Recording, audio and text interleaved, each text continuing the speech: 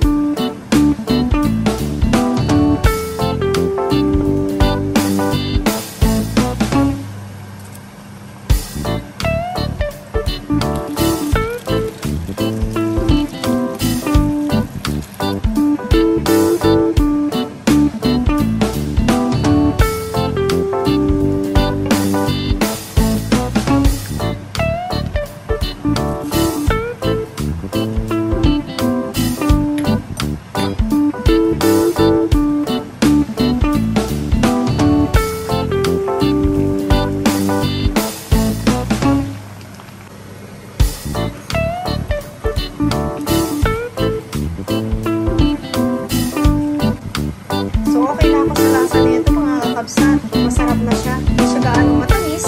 Katamtaman lang. Naglalaban ang kanyang alat. Tapos tamis at saka yung asim, mga kakabsat. Ganyan ang gusto ko. Yummy! Takpan muna natin ulit mga kakabsat para lutong-luto siya at lambot na lambot siya mga kakabsat.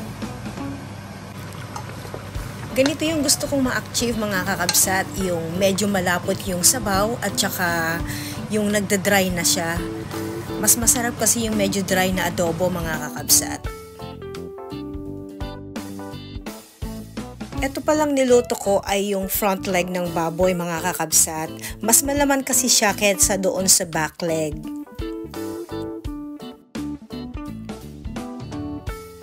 Eto mga kakabsat, almost done na ang ating adobo. Malambot na yung ating meat, tapos pakonti na lang yung sabaw.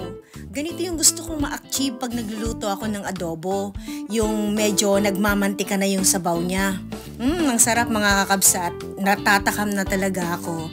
Tapos tignan niyo naman yung balat. Ang lambot na niya mga kakabsat. Ganito yung gusto kong adobo. Yung nagtatalo yung tamis, alat at saka asim. Pero syempre, depende na sa inyo yan mga kakabsat kung ano yung desired na gusto nyong lasa ng adobo nyo. Pag nagluluto kasi ako, gusto ko yung ganito, yung medyo dry. Maraming salamat mga kakabsat at sana nagustuhan ninyo ang aking version kung paano ako magluto ng adobong paa ng baboy.